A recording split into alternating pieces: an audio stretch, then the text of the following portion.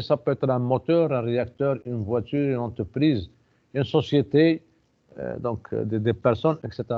Donc, qu'est-ce qu'on fait? La première des choses, on a un objectif, on doit le fixer. Sans objectif, on est bloqué. Donc, la première des choses, c'est l'objectif. Donc, on représente ça avec un rectangle et on tire la sortie comme objectif. Et ensuite, on cherche quels sont les éléments qui influencent cette sortie. C'est les entrées. Et ensuite, donc, on établit le modèle, la relation entre la sortie et l'entrée. On fait ce qu'on veut faire. Est-ce que c'est clair pour tout le monde?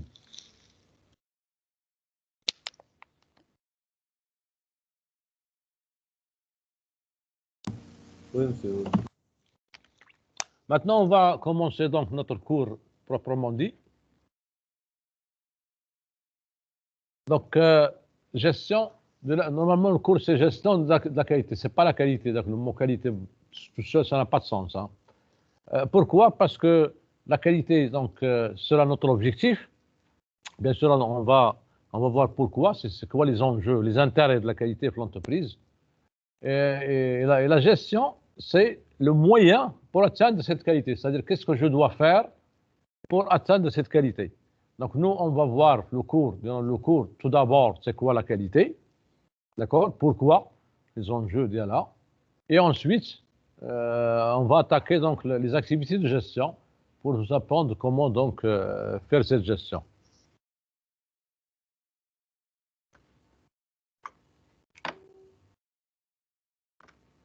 Donc, pour la mise en situation, donc tout de suite, notre objet d'étude dans ce cours est l'entreprise. Donc, on va s'intéresser à l'entreprise.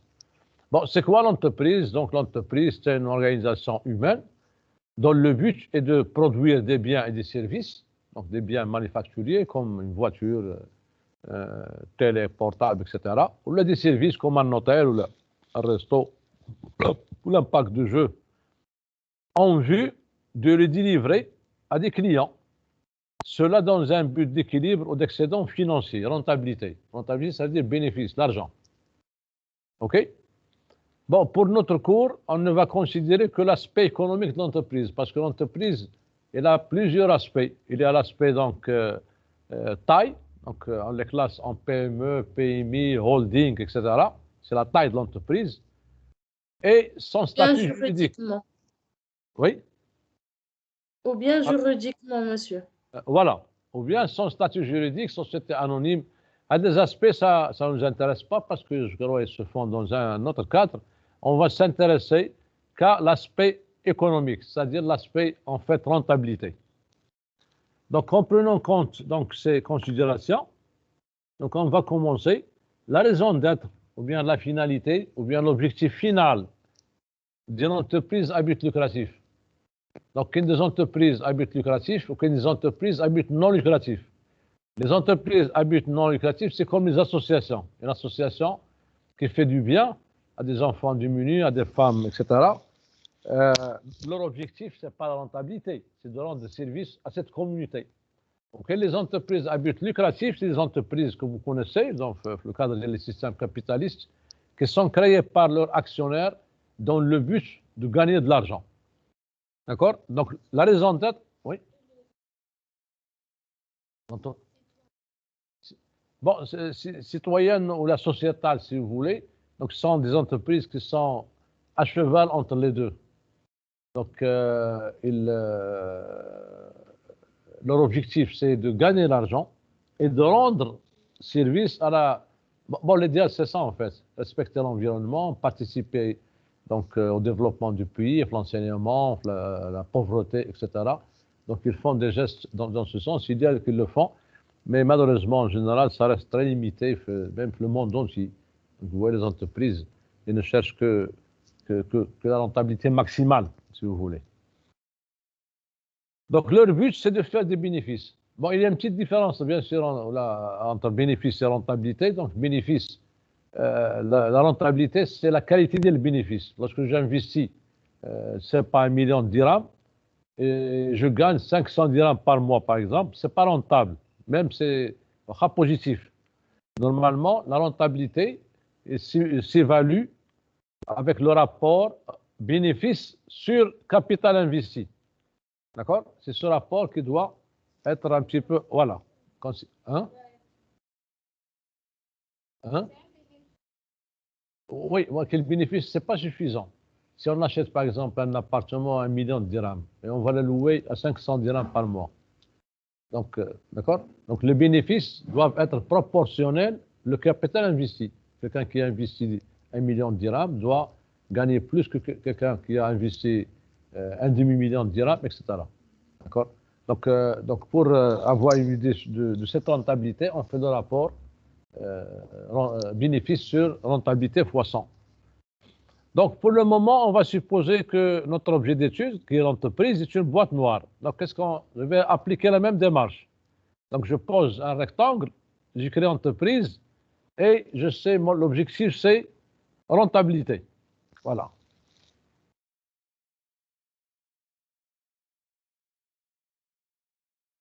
Donc, pour faire des bénéfices, l'entreprise doit tout d'abord vendre ses produits. Vous savez, on a commencé de la fin, si vous voulez. S'il n'y a pas de vente, c'est l'opération de vente qui amène de l'argent. Donc, s'il n'y a pas de vente, il n'y a pas de salaire, il n'y a pas de bénéfice, etc. Donc, d'où le concept vente, c'est lui qui va engendrer la rentabilité.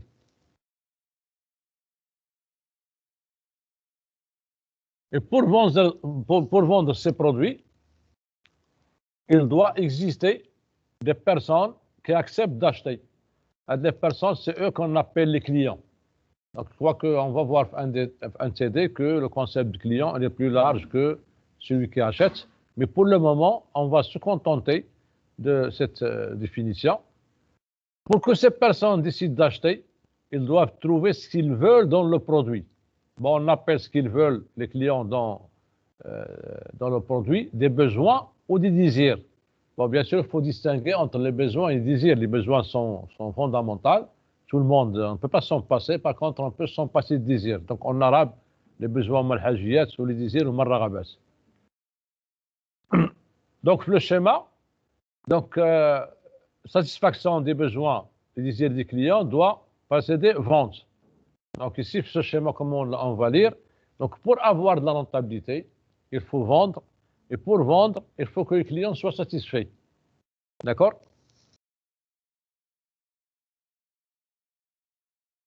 Donc ici, puisque les variables, tous les trois sont liés, donc la satisfaction engendre les ventes et les ventes engendrent la rentabilité. Donc on ne va retenir dans le modèle que la satisfaction des besoins du client. Bon, il faut faire attention parce que la littérature, l'Internet, etc., c'est devenu un slogan. La raison d'être de l'entreprise, c'est de satisfaire ses clients. Non, c'est faux. La raison d'être de l'entreprise, c'est de faire de la rentabilité. L'entreprise n'aime pas le client, il ne le connaît pas, il veut que son argent. Il faut être conscient de ça. D'abord, pour alléger le modèle, parce qu'ils sont dépendants. Si j'œuvre pour satisfaire les besoins du client, sûrement, je vais vendre, je vais faire de la rentabilité.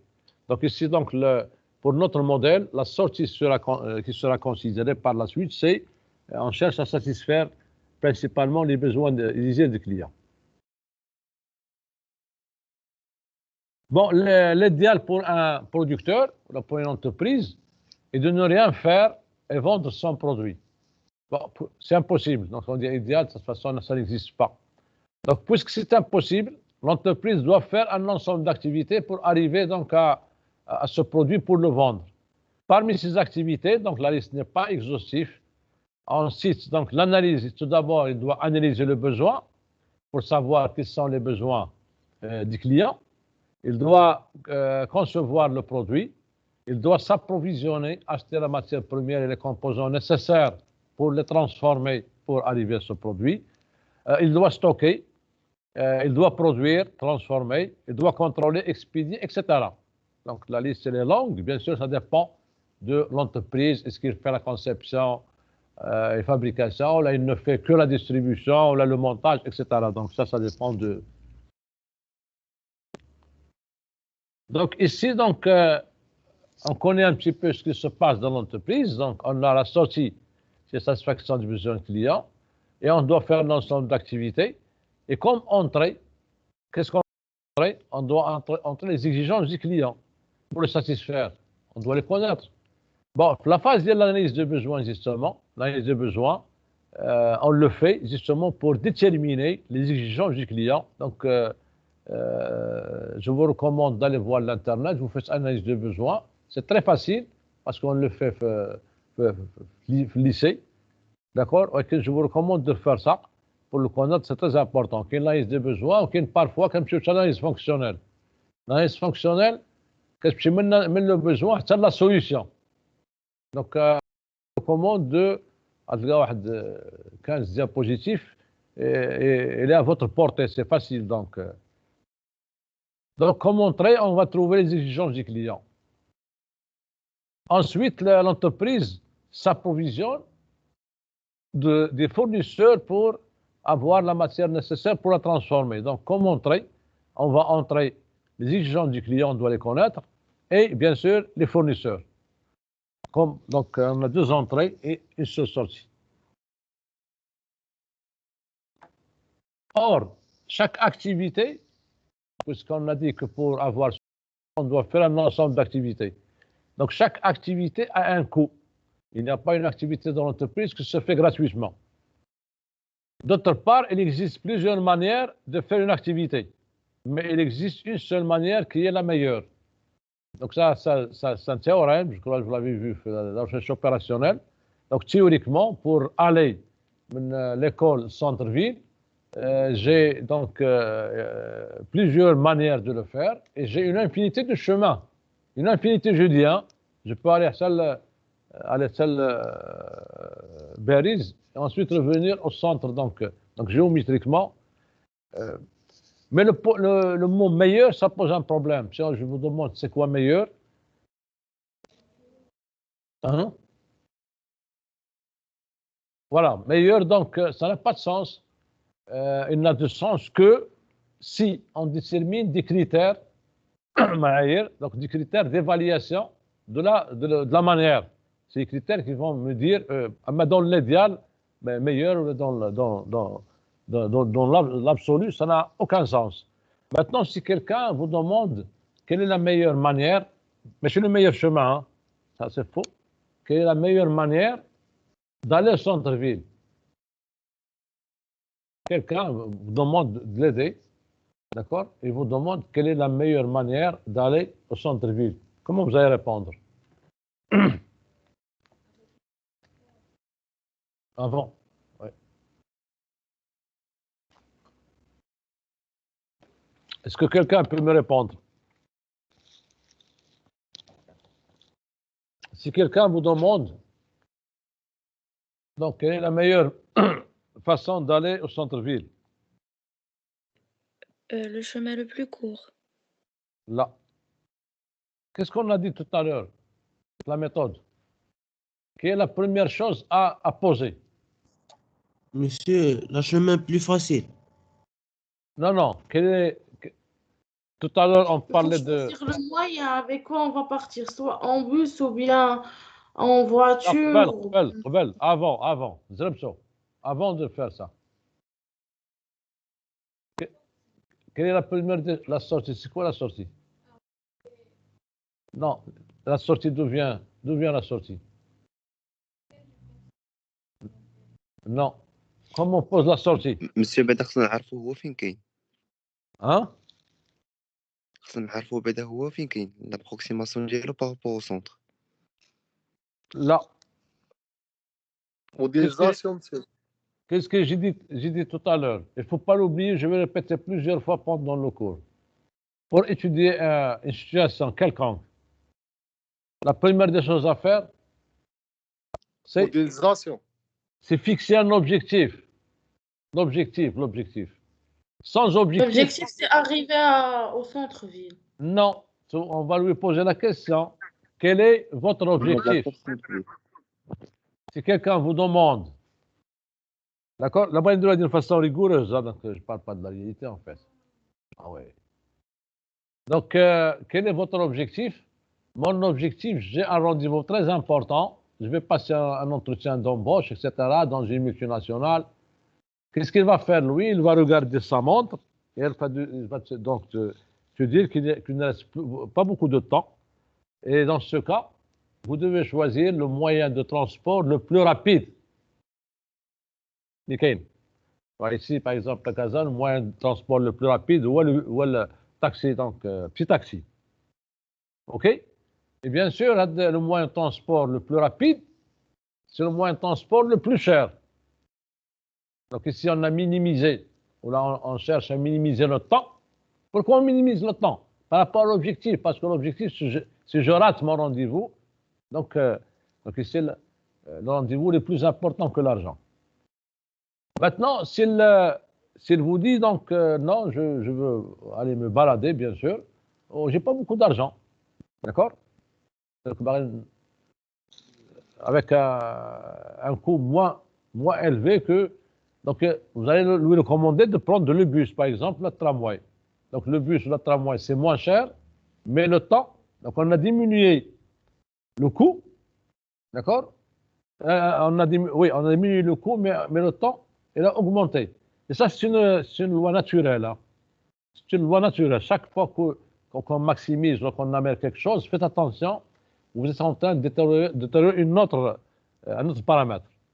Maintenant, s'il vous dit que je veux aller à 0 dirham, donc il doit Aller le à faire pied. à pied. Voilà. À ce moment-là, à pied, on peut lui monter le chemin le plus court. OK? Maintenant, si par exemple ce chemin le plus court, il n'est pas sécuritaire, hein? Il y a des voleurs, etc. Donc, on a notre critère ici. Donc, ce chemin le plus court ne devient pas l'optimal. L'optimal, il faut chercher un chemin sécuritaire. Donc, vous constatez que chaque fois que l'objectif, c'est très important, hein, chaque fois que l'objectif change, les critères changent. Donc, les critères viennent des objectifs. Et la façon de faire, elle va changer. C'est ça, donc, le message. C'est pourquoi on ne peut pas répondre. Donc, il ne faut pas se précipiter. Chaque fois, il faut quel est ton objectif. La notion d'objectif, elle est très, très importante, même dans la vie. Donc, dans la vie, on doit avoir une vision dans la vie, comment on voit la vie, etc. Et bien sûr, on doit avoir des objectifs, comme vous d'ailleurs, lorsque vous faites des études, etc. Vous fixez des objectifs donc, annuels ou sur 3 ans. C'est très important. Sinon, on ne va pas savoir où on va. Donc, ça, c'est... est-ce que c'est clair? Donc, vous voyez bien la meilleure, donc c'est relatif. Mais qui n'est la meilleure pour l'absolu? Lorsqu'on compare deux choses, deux personnes, lorsqu'on dit cette personne est meilleure que... Mais ça n'a pas de sens, on ne comprend rien du tout. Lorsqu'on dit qu'une personne elle est plus grande que l'autre, la taille d'elle là, maintenant la taille, la longueur, c'est un critère. Je peux le mesurer. Et je peux juger. Par exemple, quel est le plus rapide? Deux personnes, quel est le plus rapide? Mais c'est facile, on va courir, on va faire... Maintenant, on ne fixe pas de critères, c'est de n'importe quoi. Voilà. C'est fondamental. Hein. Ça, c'est fondamental dans tout ce que vous faites. Hein.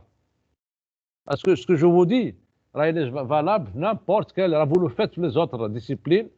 J'aimerais bien que vous soyez conscient. Lorsque vous le faites, il ne faut pas l'oublier. Bon, avec la répétition, vous allez l'intégrer. Et comme ça, vous serez tranquille.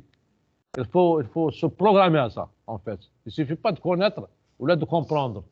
Il faut le répéter, être conscient jusqu'à... Il faut l'intégrer. C'est-à-dire que l'intégration, la façon de... Parce que vous serez des ingénieurs. Donc un ingénieur, sa façon de penser, elle est comme ça. D'accord?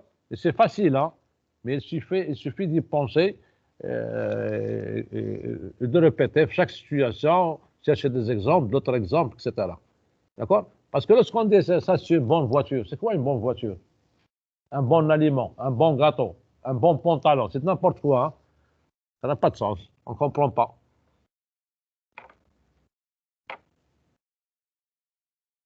Bon, ne pas faire l'activité correctement. Si quelqu'un, l'activité, donc, on suppose qu'il y a une manière pour le faire, et quelqu'un ne le fait pas correctement. Donc, le coût, par conséquent, va augmenter. Le coût de l'opération, dans chaque activité, dans chaque opération, il a un coût. Lorsque je le fais autrement, comme il doit être fait, je vais augmenter le coût.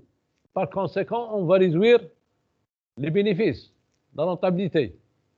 Donc voilà l'objectif maintenant. Tout, on va le projeter et on va le comparer à la rentabilité. Le modèle est très facile. Le système capitaliste, l'objectif de l'entreprise, c'est de faire de l'argent. Pour comprendre cette gestion, la gestion qui se fait actuellement, qui se faisait dans le passé, c'est la même chose. L'objectif, c'est la rentabilité. Donc tout ce que je fais doit aller dans le sens de augmenter la rentabilité. Lorsque je fais des erreurs, ça va. Donc on appelle les coûts de mal faire les choses, pour le moment, entre guillemets mal, les coûts de la non-qualité. Donc tout ce qu'on fait, donc, par exemple, réunion infructueuse, retard de livraison, conflit dans l'entreprise, panne machine, toutes les anomalies, que ce soit physique, donc sur les équipements, là, sur les humains, on appelle ça coût de non-qualité. On va avoir par la suite un petit peu les détails. Chaque fois, on va découvrir une partie. Donc, chaque fois qu'on se trompe dans une activité, où l'activité n'est pas la meilleure, le coût de mal faire augmente, c'est pas conséquent, les produits diminuent. Donc, faire bien de premier coup, ça c'est une citation de Crosby. Crosby, c'est un ingénieur américain, qualificien. Donc, c'est lui qui a dit cette citation, faire bien de premier coup. Et ça résume tout. Bon, pour expliciter faire bien de premier coup, donc on va faire un ouvrage carrément. Parce que c'est quoi faire bien, c'est quoi premier coup? Donc, tout ce qu'on ne dépense pas à corriger un travail mal fait se traduit directement par un profit. Parce que le coût de correction est maquillé. Exemple, si par exemple, lorsqu'une entreprise livre une machine ou un client, elle est sous garantie, bien sûr. La machine, donc, elle tombe en panne. C'est l'entreprise, sur son compte, c'est elle qui doit transporter la machine, la réparer, d'accord, changer les puces de rechange. Il y a les techniciens et ingénieurs qui vont travailler sur ça, et on doit la livrer de nouveau. Et tout ça, ce coût-là, il est au compte de l'entreprise, ce n'est pas le compte du client. Donc, ce coût-là, il va être diminué de sa rentabilité. Donc, c'est ça le principe.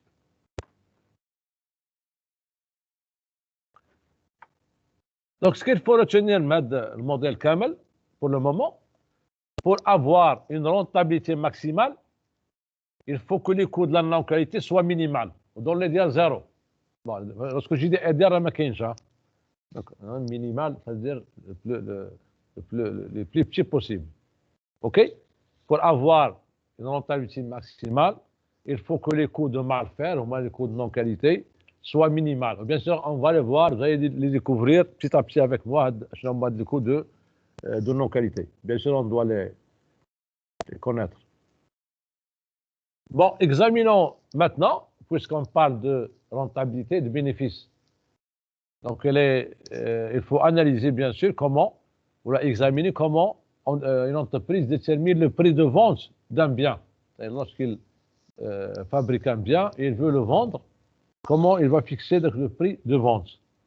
Donc, il y a deux époques. Il y a l'époque avant les années 72, c'est moi la belle époque pour les entreprises, pour les industriels. Bon, avant les années 72, à 72, il y avait une crise économique survenue, donc, suite au conflit classique, il y a le Moyen-Orient, donc entre Saoudia et les États-Unis. On a fait donc un embargo sur le pétrole et bien sûr, bon, le pétrole, vous savez, ben, l'économie mondiale est fortement, surtout en 72, il est fortement lié le prix du pétrole. Donc, qu'est-ce qu'on faisait pour calculer ce prix de vente? Donc, on a le prix d'achat de matière, c'est-à-dire matière première, composante, tout ce qu'il le nécessaire pour la fabrication, plus la valeur ajoutée. C'est quoi la valeur ajoutée? C'est tout ce qu'on fait pour transformer le produit. D'accord? C'est par une bouteille, par exemple. J'ai transformé donc du sable en plastique, par exemple. J'ai fabriqué le bouchon, j'ai fabriqué, etc., pour fabriquer la bouteille. Donc, toutes ces dépenses, d'accord, pour élaborer cette valeur ajoutée, avec le coût d'IRA, on appelle coût de valeur ajoutée. Et on ajoute la marge, le bénéfice qu'on veut gagner, ça nous donne le prix de vente. D'accord? Bien sûr, à ne pas confondre la valeur ajoutée avec Le chiffre d'affaires, je crois que vous le connaissez, il représente la somme de l'ensemble des ventes des entreprises. Donc, il a vendu 3 millions de dirhams ou 3 milliards, etc.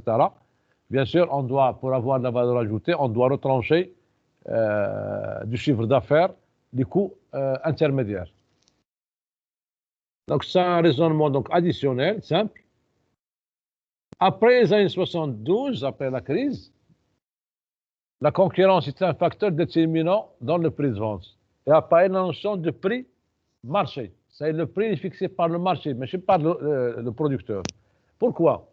Parce que vous voyez que l'époque avant 72, quand la demande, c'est très important le modèle, demande supérieure à l'offre. Vous voyez, l'économie, elle dépend de ça. Ça, c'est depuis longtemps, hein, depuis que l'être humain a commencé à faire des échanges. Lorsqu'on a une demande supérieure à l'offre, bien sûr, le prix va. C'est le cas des poulets actuellement. Les poulets ont doublé de prix. Pourquoi? Parce que la production, à cause du corona, les petits producteurs, ils ont arrêté de produire et l'offre est devenue inférieure à la demande. Hein? Si.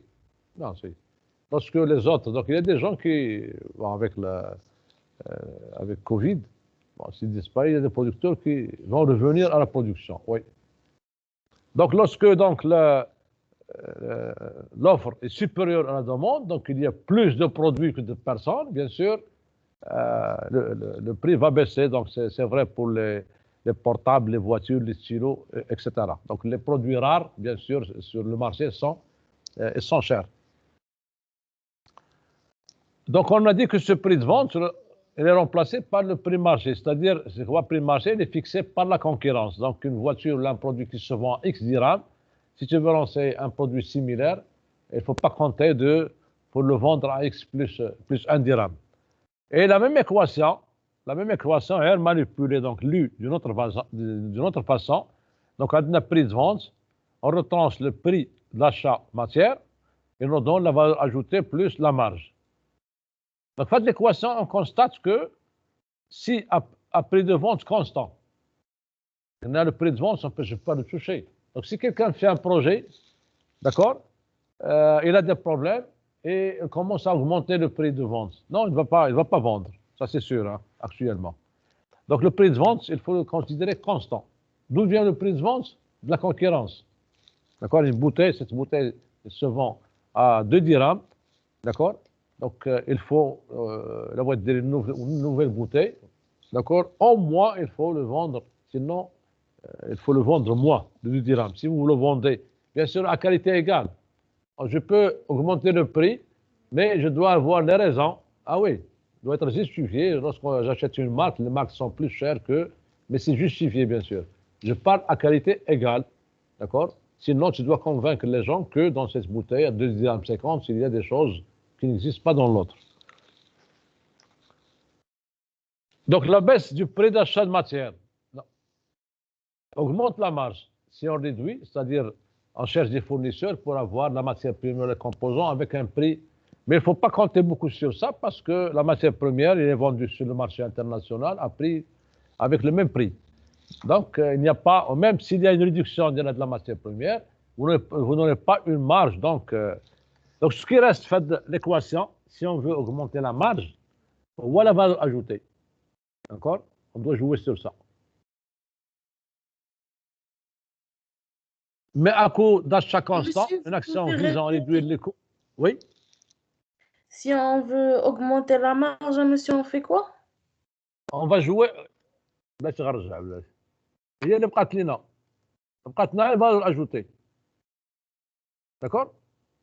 Ça va leur donner un prix de vente constant. Au prix d'achat de matière, ça va constant. D'accord? Et la boîte, la marge, je dois réduire la valeur ajoutée. Oui? D'accord, monsieur. Donc, c'est additionnel, donc c'est simple. Si je veux augmenter la marge, les deux premiers sont constants. Prix de vente, c'est prix d'achat matière. Si la marge, je veux augmenter la marge, je dois réduire le coût de production, le coût de la valeur ajoutée. D'accord? Donc, c'est la valeur ajoutée qui va procurer donc un avantage concurrentiel. Bon, les entreprises, il faut se rappeler, ben, a une seule donnée qui est commune à toutes les entreprises, c'est le temps. Vous savez, le temps, ou l'argent. Donc c'est normal parce que un employé, un ingénieur, il est payé à l'heure. La production, elle est évaluée donc à l'heure ou bien à la seconde. Une entreprise produit 4 voitures par minute. Une autre produit 6. Bien sûr, le coût, lorsqu'on produit 6, le coût va baisser par rapport. Donc c'est ça la donnée qui est commune à toutes les entreprises. D'accord?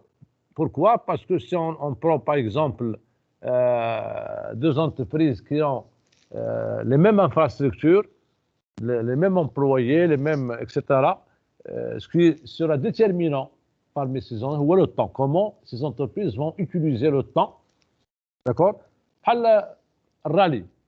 Donc, le rallye, vous avez 6 personnes qui font la maintenance pour changer les pneus. Mais elles doivent faire très vite, sinon. Donc, voilà. C'est le même principe. D'ailleurs, c'est le SMET, changement d'outil pour l'entreprise.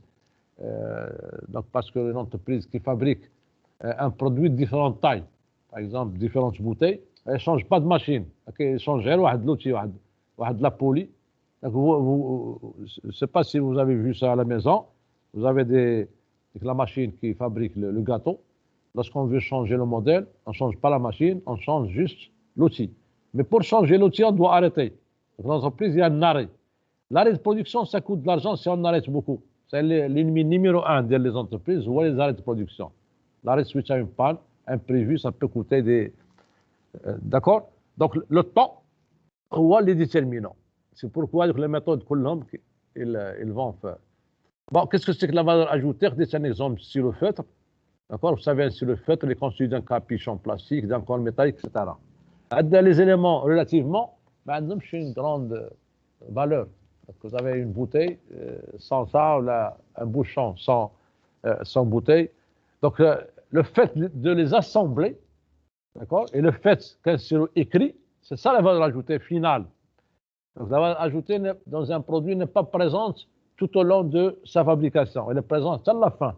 Donc, l'unité de temps, donc, une fraction de le temps qui est nécessaire, la dernière. Puisqu'avec les avant, on ne peut pas les éliminer. C'est mal nécessaire. Donc, les derniers, on doit les éliminer, tout ce qui est transport, transformation, etc. Mais puisque c'est impossible à les éliminer, on doit les réduire au maximum. D'accord? Voilà, donc on ne peut pas donc les éliminer. Comme j'ai dit, on doit les minimiser. Voilà. Donc, ce qu'il faut retenir de la partie, avec les coûts d'élaboration des valeurs ajoutées, si on veut rester sur le marché ou rester très conquérant, il faut viser à réduire leurs coûts au minimum. D'accord? Mais pour faire ça,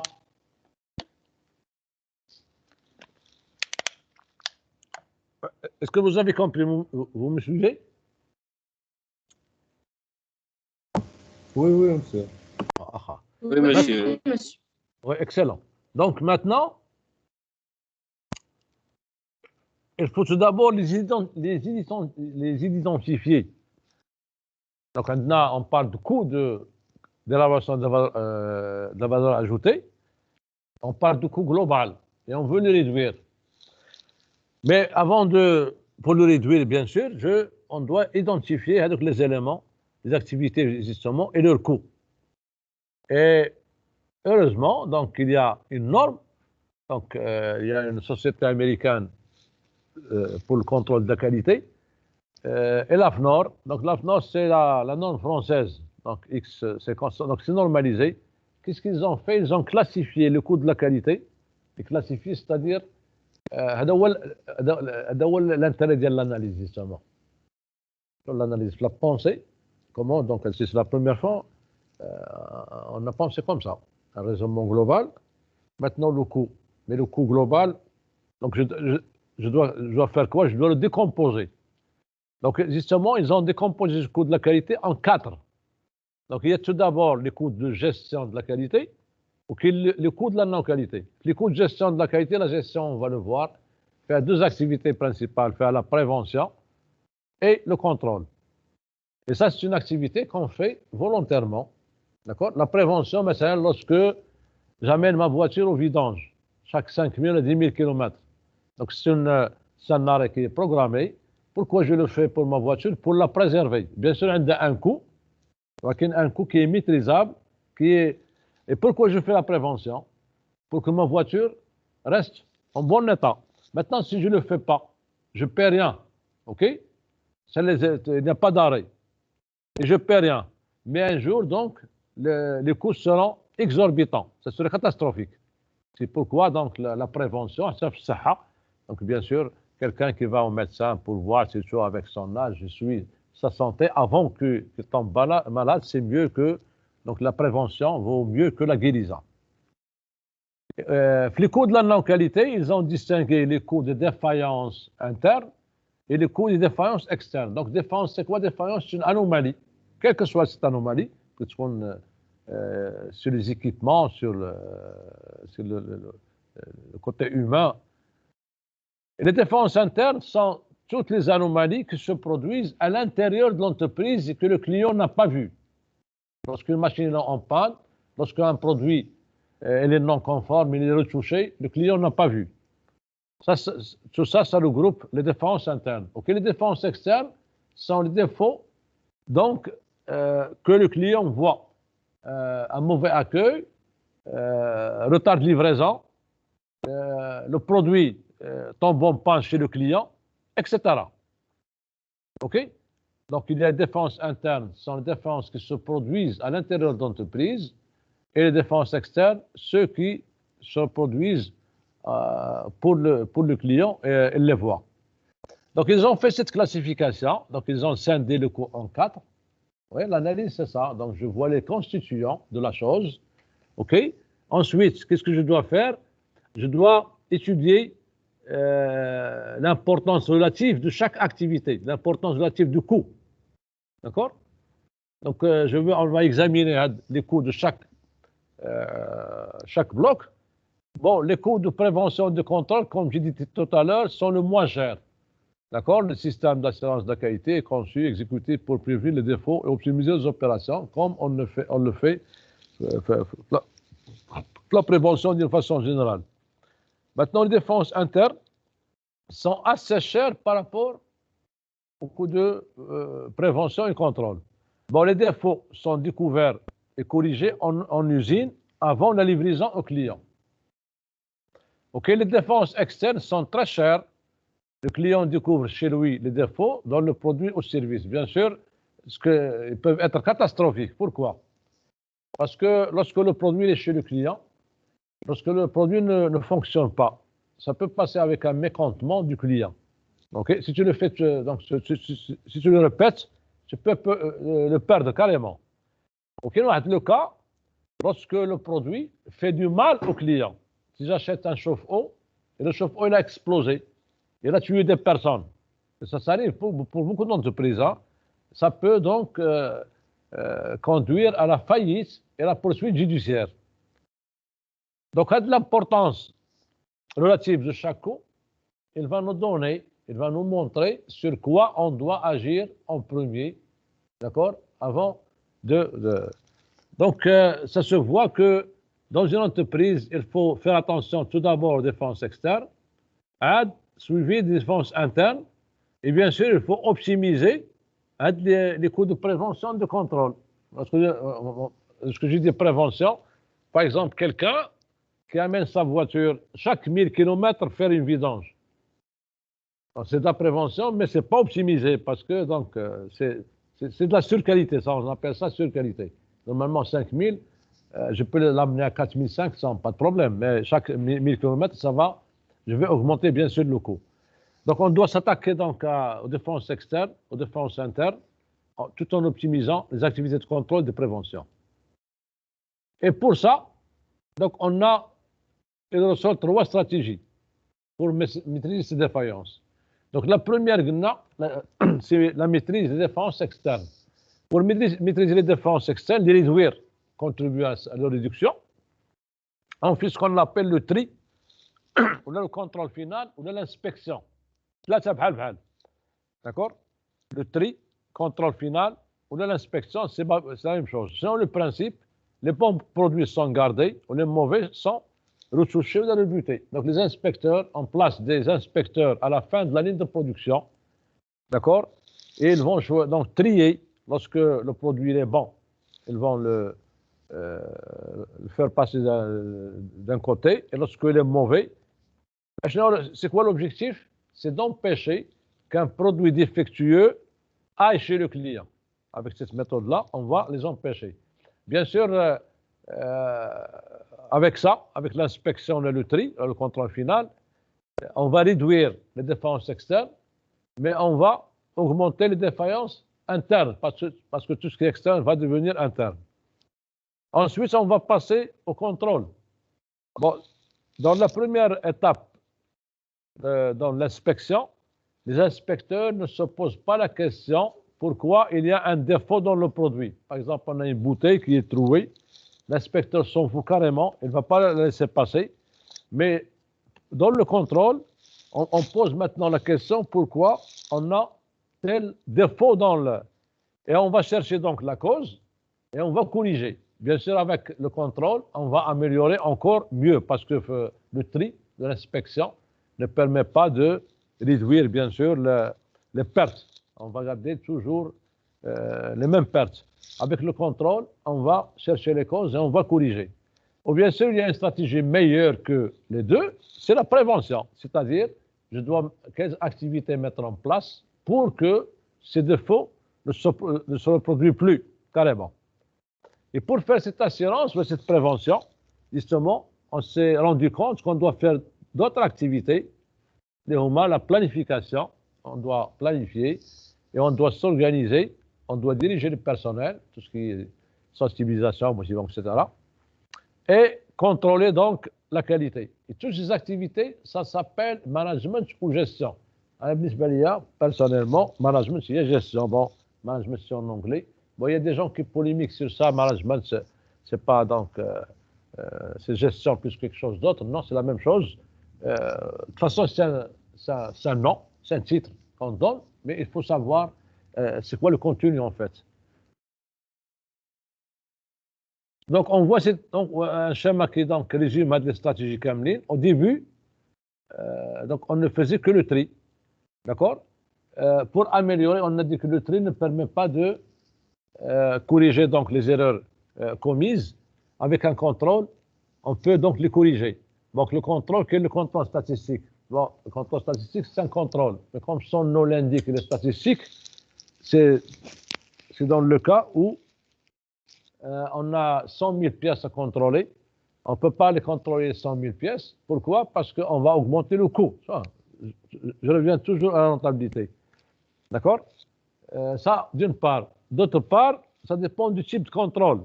Il y a des contrôles qui sont destructifs. Pour contrôler une pièce, on doit la détruire. C'est comme la sécurité d'une voiture. Pour être homologuée, on doit ou là, une rotule, une voiture de direction.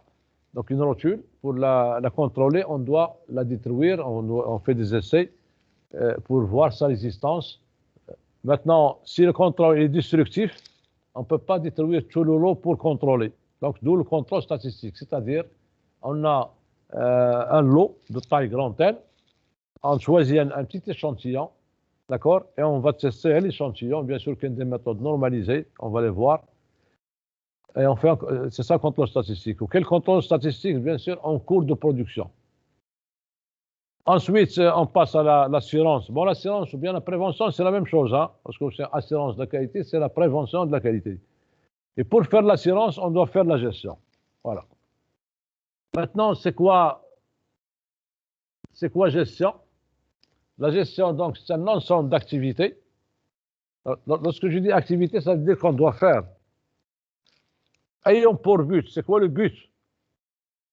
Le but, c'est de définir un certain nombre d'objectifs. Vous voyez, la première des choses, c'est les objectifs. Et de les réaliser, c'est n'importe comment, par une utilisation optimale des ressources disponibles. Donc la gestion, c'est un ensemble d'activités. Donc ça va dans le sens de ce qu'on a exposé tout à l'heure. Donc c'est un ensemble d'activités qui a pour but donc, de définir et de réaliser un certain nombre d'objectifs. Vous voyez qu'on a commencé avec un objectif parce que ça n'a pas de sens de ne pas fixer l'objectif. Mais on ne doit pas faire ça n'importe comment. On doit le faire par une utilisation optimale des ressources disponibles. Donc, pourquoi tout ça?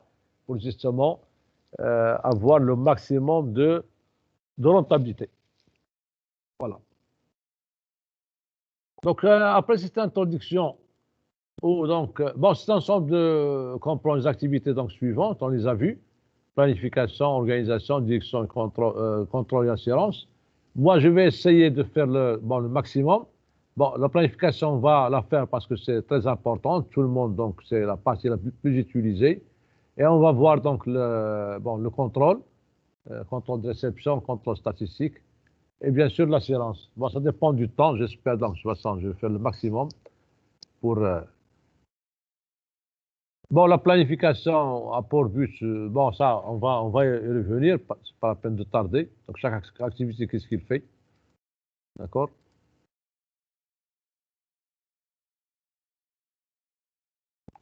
Et donc, je vais passer maintenant au concept qualité. Donc, on a dit que, donc, après cette introduction sur les enjeux, pourquoi on doit faire la qualité, justement, pour les raisons qu'on a citées, donc toujours pour avoir le maximum de rentabilité et pour donc être concurrent et rester dans le marché. Donc, on va définir donc c'est quoi la qualité. Et ça, la qualité donc, va devenir notre objectif. D'accord? Et ensuite, on va faire comment atteindre cet objectif-là. Donc, tout d'abord, je vais donc quelques concepts. Donc, qu'est-ce qu'un défaut? Qu'est-ce qu'une non-conformité? Donc, un défaut est la non-satisfaction aux exigences de l'utilisation prévue. C'est-à-dire, lorsqu'un produit contient un défaut, je ne peux pas l'utiliser. Un stylo qui n'écrit pas, une voiture qui ne démarre pas, un couteau qui ne coupe pas, etc. Donc, c'est l'utilisation qui est donc... Par contre, une non-conformité, c'est la non-satisfaction aux exigences spécifiées. Spécifiées où? Spécifiées dans le cahier de charge, parce que les entreprises, entre eux, travaillent avec un cahier de charge. D'accord? Avec le cahier de charge, il sert à quoi? Il sert au bureau d'études pour réaliser ce qu'il demande le client. Deuxième chose, il sert comme pièce justificative en cas de litige. Tribunal, comment il va juger les juges? Il va juger suivant avec le cahier de charge. Bon, nous, lorsqu'on voit un artisan, on ne fait pas ça. On fait un contrat donc oral. Parce que pour un menuisier, je lui demande par exemple de me faire un bureau de 1,20 m sur 70. On voit qu'il y a 1,10 m par exemple. Ça, c'est non conforme. Mais le bureau, je peux l'utiliser. Il ne contient pas de défaut. Donc, les spécifications sont les caractéristiques, longueur, largeur, couleur, forme, etc. Donc, pour un stylo, par exemple, donc le stylo, il écrit, mais il est non conforme puisqu'on ne respecte pas les dimensions spécifiées dans le cahier de charge. Voilà. Donc, notez qu'un produit non conforme peut être utilisé parce qu'il contient un défaut. Par contre, un produit qui contient un défaut, on ne peut pas l'utiliser. Maintenant, pour la définition de la qualité, donc il n'y a pas la définition tout d'abord de la qualité, mais une définition, parce qu'il y en a plusieurs. Donc on a extrait quelques définitions du dictionnaire. Donc j'ai consulté 3 dictionnaires. Donc le premier, donc c'est pour eux la qualité, c'est l'excellence en quelque chose. Pour l'autre, c'est la manière d'être bonne. Pour un troisième dictionnaire, ce qui rend supérieur à la moyenne. Bien sûr, avec ces définitions, on ne peut rien tirer, donc elles sont inutiles pour nous. Les spécialistes, donc j'ai choisi 2, Juran et Crosby. Pour Juran, la qualité, c'est l'aptitude à l'emploi, c'est-à-dire lorsque le produit il est apte à être employé, d'accord? Il y a un couteau qui coupe, ça veut dire qu'il est de qualité. Et pour Crosby, la qualité, c'est la conformité aux spécifications. Donc, lorsque je me conforme au cahier de charge, je le respecte. Donc, ça peut être donc, bêtement. C'est ça la qualité. Donc, il y a la norme ISO 9001, donc la norme internationale de management de la qualité. Pour eux, la qualité, c'est l'aptitude d'un ensemble de caractéristiques intrinsèques à satisfaire des exigences. Donc, ISO 9001, 2000. Bon, 2008, 2015, ça n'a pas changé beaucoup. Vous voyez avec moi, ben, des définitions sont inutiles. Là, je pose une autre question, d'accord, avant de définir de la qualité. À votre avis, pourquoi on veut définir la qualité?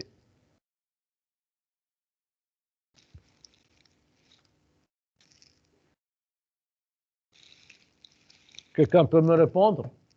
Pourquoi on veut définir la qualité? La question est évidente, hein, la réponse. Hein? Pour pouvoir connaître son objectif. Voilà, pour pouvoir la réaliser et l'améliorer. Vous savez bien l'être humain, qu'est-ce qu'il fait? L'être humain, qu'est-ce qu'il fait? Qu'est-ce qu'on fait, nous? On réalise des nouveaux produits qui n'existaient pas auparavant. Et puisque ces produits ne sont pas parfaits, on les améliore toujours. Vous voyez l'évolution des produits durant l'histoire, la voiture, le portable, le stylo, la table, etc. Donc on ne va pas arrêter. Donc on fait deux choses. On réalise et on améliore.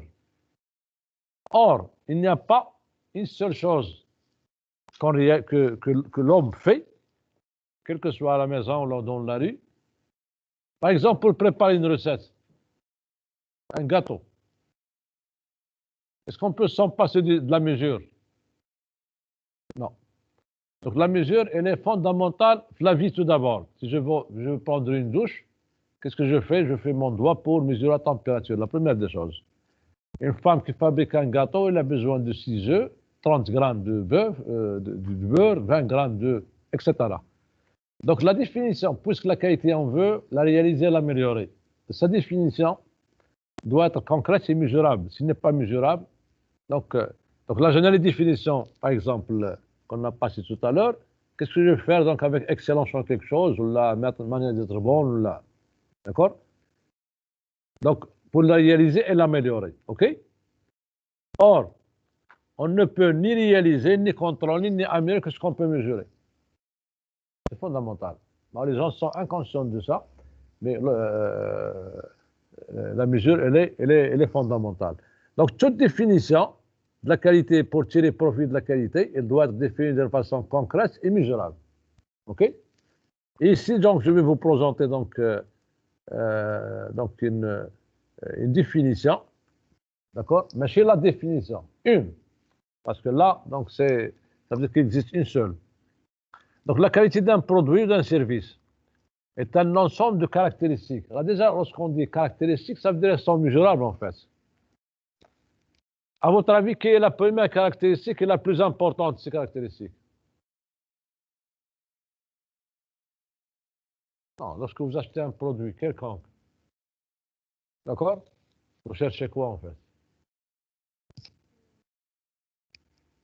Ce qui les différencie de l'autre. Si je vous pose une autre question d'une façon générale, pour un être humain, pour qu'il survit, quelle est la première chose qu'il doit avoir? Non, non, non. Le sens de la survie. Ah non. Quel élément on a besoin pour vivre? Le premier élément le plus important, est-ce que vous pouvez le classer par ordre d'importance? Oui, on a besoin d'oxygène, l'air. Et beaucoup de gens sont inconscients. Il est instantané, hein, on ne peut pas dépasser 37. Et ensuite, l'eau.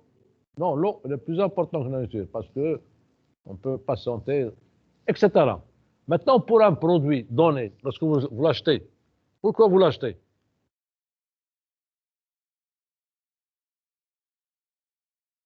Pourquoi on achète un stylo? Pour ses caractéristiques. Ah, pourquoi tu achètes un stylo? Pour écrire. Pourquoi on achète un couteau? Pour couper. Donc, lorsqu'on achète un produit, il doit convenir à un usage. D'accord? Tout le monde le fait de façon, bien sûr, inconsciente. Voilà. Non. Donc, la première caractéristique, c'est l'aptitude à l'emploi ou la convenance à l'usage. C'est-à-dire à quoi ça va servir le produit. À transporter, à couper, à peser, à protéger, etc. OK? Parce qu'on n'achète pas un produit qui ne sert à rien. D'accord? Ça, c'est la première caractéristique. Donc, la convenance à l'usage peut être fonctionnelle ou non fonctionnelle. Exemple. Donc, un sabre, voilà l'épée. Elle est faite pour couper. Donc, s'il est utilisé pour couper, on en fait un usage fonctionnel. S'il est utilisé pour décorer, il y a des gens qui achètent le sabre pour décorer. Donc, c'est un usage non fonctionnel. Bon, qualité de service dans un club de tennis, d'accord? Si quelqu'un adhère à un club de tennis pour jouer du tennis, c'est un usage fonctionnel. Il y a des gens qui adhèrent au club exclusivement pour ce qu'on appelle le standing, le prestige, sans jouer le tennis. Donc ça, c'est un usage qui est non fonctionnel. OK? L'usage fonctionnel peut comprendre une fonction principale et des fonctions secondaires. Alors, il y a une voiture, une auto, elle est faite pour transporter. C'est sa fonction principale.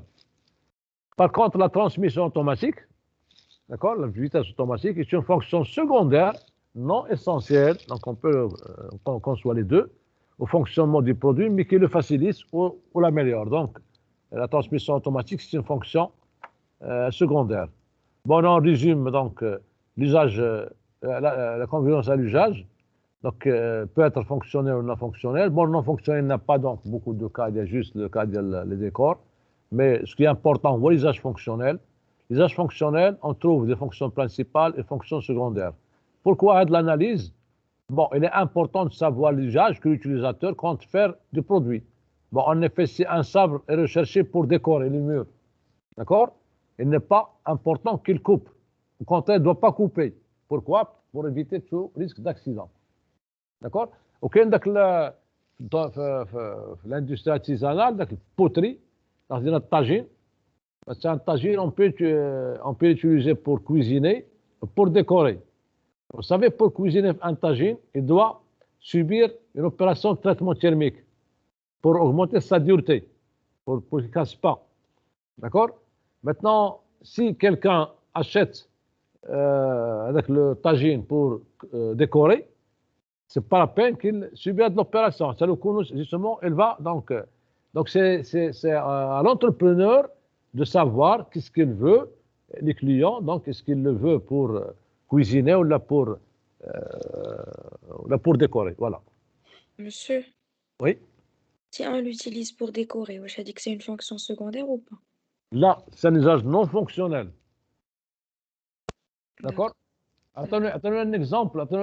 L'usage, la fonction principale secondaire, c'est un portable, téléphone portable. La fonction principale, c'est quoi? C'est communiquer. OK? Oui. Le portable, d'ailleurs, les premiers portables, il n'y avait que la communication. Fonction secondaire? Les réseaux sociaux. Là. La caméra, par exemple, l'appareil photo. C'est une fonction secondaire. Pourquoi? Parce que si on veut une caméra, on peut acheter une caméra. C'est-à-dire, je ne peux pas concevoir un portable qui ne communique pas, ou qu'une caméra ou un appareil photo. Non, ça n'a pas de sens. Parce qu'on peut acheter une caméra, donc le portable, sa fonction principale, c'est la communication entre deux personnes. OK? Fonction secondaire, tout ce qui est caméra, etc. D'abord, la liste est longue. Donc, la fille vous donc, j'ai dit que l'usage non fonctionnel, on n'utilise pas le produit. Si vous avez un stylo cadeau, un stylo un petit peu de valeur, il ne va pas l'utiliser dans son bureau. Il le pose dans son bureau, il ne l'utilise pas. Ça, c'est un usage des stylos non fonctionnels. En général, non fonctionnel, c'est que la décoration. Hein. Quelqu'un peut avoir un meuble en bois qui ne touche pas, donc parce que les valeurs, etc., il n'utilise pas. Mais ce n'est pas très important. Hein. L'important, c'est l'usage fonctionnel. Alors que la fonction que la fonction principale et la fonction secondaire restent un usage fonctionnel. Une caméra ou donc la vitesse automatique, il est fonctionnel, on l'utilise. On le classe en second plan. Parce que l'analyse fonctionnelle, je vous recommande de chercher l'Internet, il est facile. L'analyse fonctionnelle, justement, on classe les fonctions par fonction principale et fonction secondaire, tertiaire, etc. Mais le concepteur cherche la fonction principale en premier. Une voiture, tout d'abord, elle doit transporter. C'est sa fonction principale. Donc, on ne va pas donc mettre beaucoup d'options et la voiture ne transporte pas. Voilà. Bon, la deuxième caractéristique, c'est la durabilité. Donc là, j'achète un produit et combien d'usage. J'achète un stylo, il écrit. Mais il doit écrire le plus longtemps possible. Donc c'est ce stylo, normalement, je l'utilise 2 à 3 jours et je vais le jeter. La durabilité, elle est liée à la durée, justement. C'est en heures. Là, on a un constructeur des ampoules, même marque. Donc, il peut te vendre une ampoule à 5 dirhams, ou une ampoule à 50 dirhams. La différence, c'est la durabilité. Le premier ampoule va fonctionner, c'est pas 30 heures, bon, je dis n'importe quoi. La deuxième va fonctionner 300 heures, etc. Donc, c'est la durabilité qui... Bon, la durabilité, elle est maîtrisée par le constructeur. Bon, la preuve, ils te font les types de durabilité. Et elle dépend des matériaux. Pour faire un produit durable, que ce soit un vêtement ou là une pièce, c'est les matériaux qui sont déterminants dans cette durabilité. Ensuite, la fiabilité. Bon, la fiabilité, c'est la probabilité de tomber en panne à un intervalle donné. Donc, comment on mesure? Donc, elle est mesurable d'ailleurs. On mesure par le TMBF. C'est quoi le TMBF? C'est le temps moyen de bon fonctionnement. Donc, chaque fois, lorsque l'appareil tombe en panne, je note, ensuite je calcule une moyenne et je peux te dire que cette machine n'est pas fiable ou la fiable. D'accord? Donc, la fiabilité, il doit travailler le plus longtemps possible sans panne. À ne pas, bon, il est lié bien sûr à la durabilité, donc ne pas confondre avec la durabilité. Quelle régularité, bon, il y a beaucoup de caractéristiques qu'on ne peut pas tous citer. Pourquoi? Parce qu'ils dépendent des produits considérés. C'est une toxicité pour un produit alimentaire ou pour un produit pharmaceutique. Étanchéité pour un produit hydraulique. Un produit hydraulique, par exemple, c'est étanche. S'il y a des fluides, d'huile, etc. Aucune dureté, pureté, viscosité, stabilité, etc. Bon, dans le cas de... Là, je vous demande de faire ça comme exercice. Donc, ramenez-moi la semaine prochaine les caractéristiques d'un ciment, d'un béton de qualité. D'accord? Vous avez fait ça. Donc, les caractéristiques que doit avoir, c'est-à-dire vous devez être capable de juger un ciment de qualité. Si on vous amène des échantillons, vous allez mesurer et dire voilà le ciment de qualité. OK?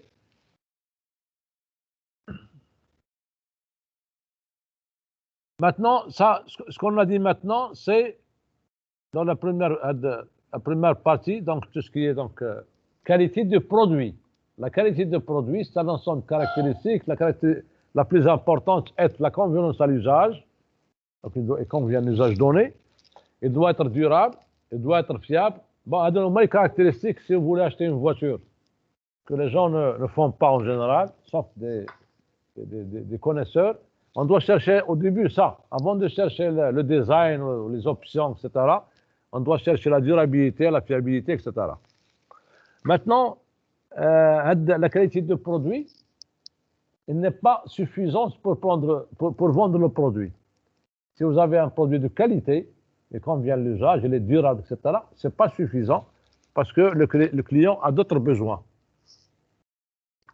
Ici, on se place, donc c'est la qualité totale, on se place dans la situation où le client, c'est une entreprise, c'est-à-dire l'entreprise et son fournisseur.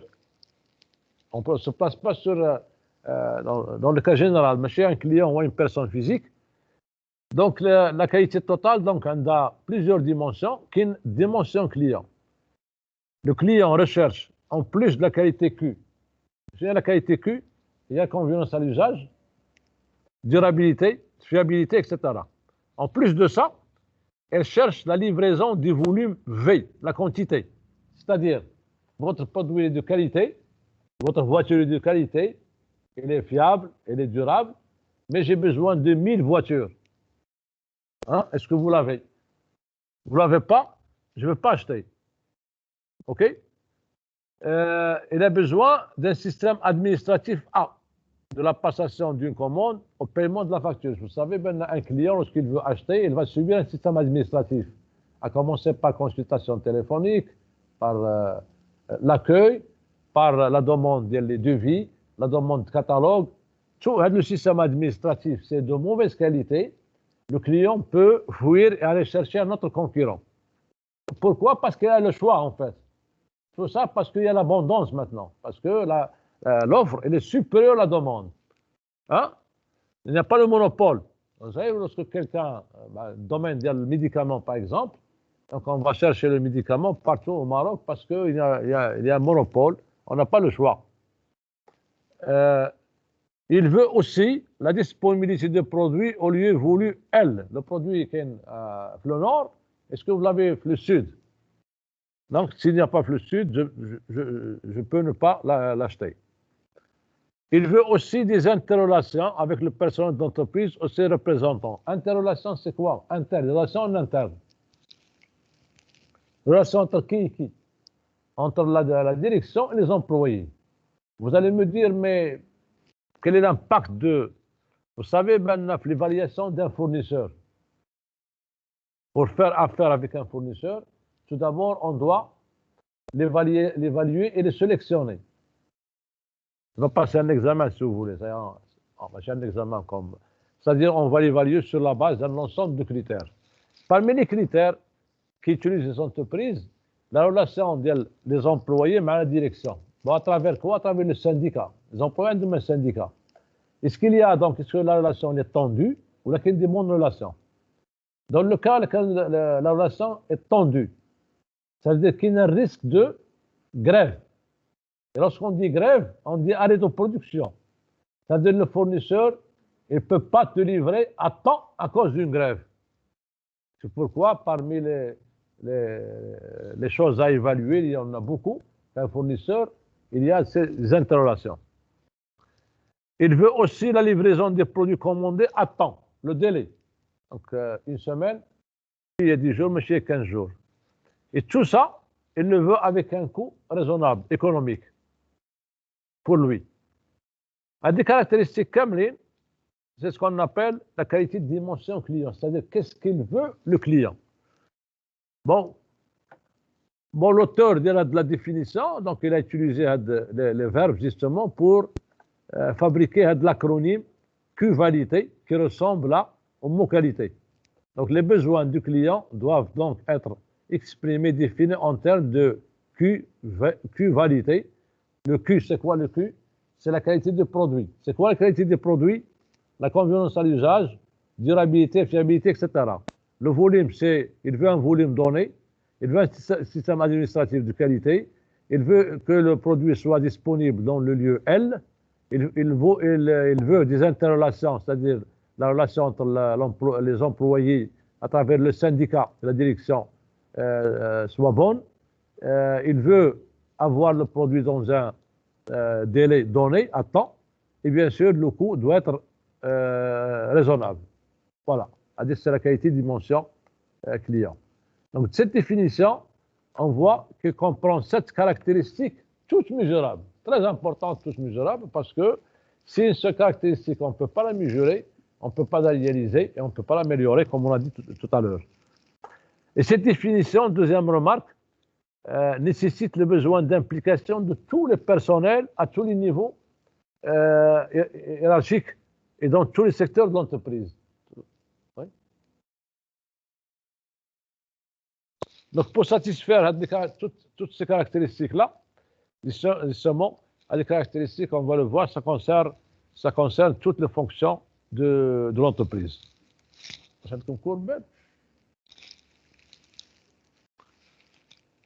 Bon, ما نارس ما بقاش بزاف دونك جو vous envoyer واحد لو كور انا بقى ديابوزيتيف اوكي ونصيفط لكم ان تي دي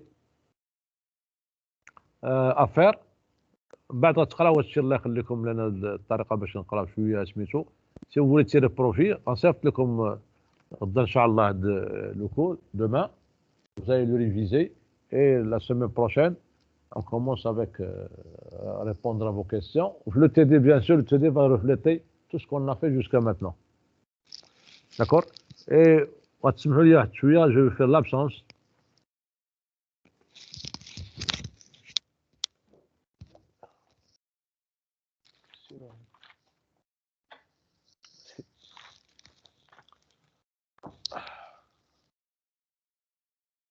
Donc, Rizlan, Abel Rizlan, Abel Ange Rizlan.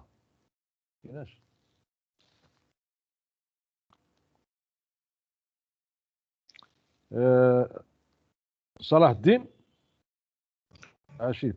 Présent. Présent, merci. Anwar Khadija. Anwar Khadija. Faites attention avec moi. Absence. Atiwi Sarah. Atiwi Sarah.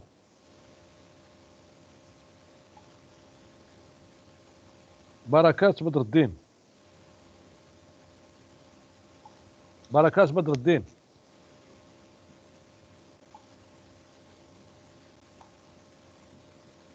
بالرحماني عثمان.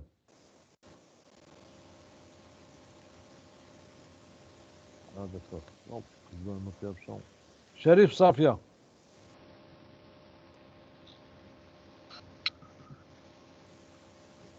absente. Présente, monsieur. ايوا ما تعطلتي غنبقى هنايا البدوي ايوب. Présent, monsieur. ميرسي. الحيلة أسامة. Présent, monsieur. Présent. ميرسي. الخضري أيمن. الخضري أيمن. Présent, monsieur. ميرسي. ربولي جيهان. فكير فؤاد. Présent, monsieur. Présent. Merci. Présent. Hamza. Présent. Présent. Jeba Ilham. Présente. Jaydi Shema. Moundir Hiba. Présente, monsieur. Merci. Jaïdi Sheima. Oui, là, ça vient. Merci.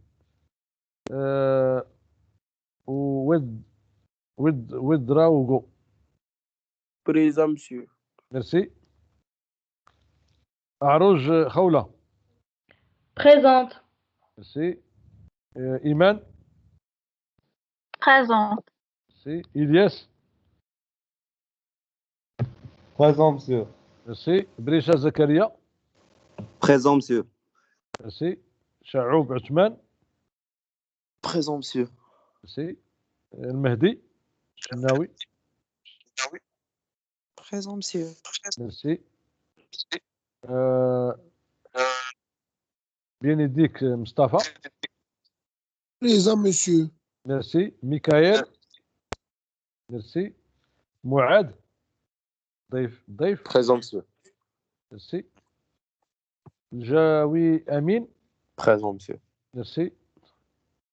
Hassouna Yahya. Absent. Wissi Mustafa. Wissi Mustafa. Présent, monsieur. Monsieur. Présent, monsieur. Présent. نشاط يوسف. نشاط يوسف بلا تنسالي بلا تنسي نشاط يوسف. Présent. جيمي. Présent. سي نسيمة. Présente. أسامة. Présent, monsieur. Présent. ميرسي. زروكي ياسين. Présent. Merci. Oui, vous avez une question? Monsieur, Monsieur, Oui. monsieur ما سمعتش سميتي. لا لا صافي راه كاين معايا سارة عتشيوي عندها ان بروبليم في بيسي، ما بغاش تدخل على ريونيون. شكون؟ سارة عتشيوي. مشكل خصها تحلوا، شنو هو المشكل؟ مسيو راه داخله راه Monsieur, je suis là. التيوي. Monsieur, oui, j'avais un problème. صافي. Monsieur, أنا وهبة. هبه. Oui, on est ensemble.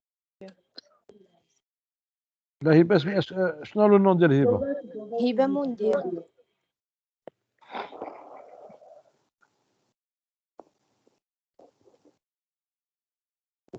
لا لا الا بريزونت هبه صافي. C'est bon. صافي. Merci, monsieur. واش صافا واش تباتوا الكل شويه فهمتوا شي حاجه؟ Oui, monsieur, oui. وي مسيو وي. الحمد لله ودابا سي بون.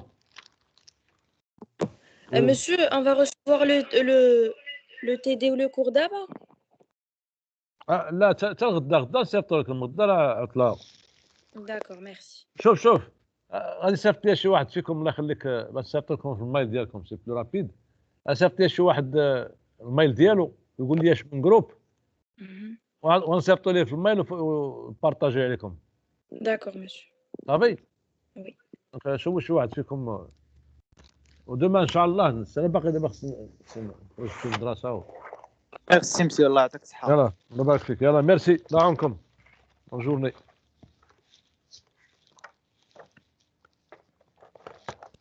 Vous avez suivi, c'est bon? C'est bon?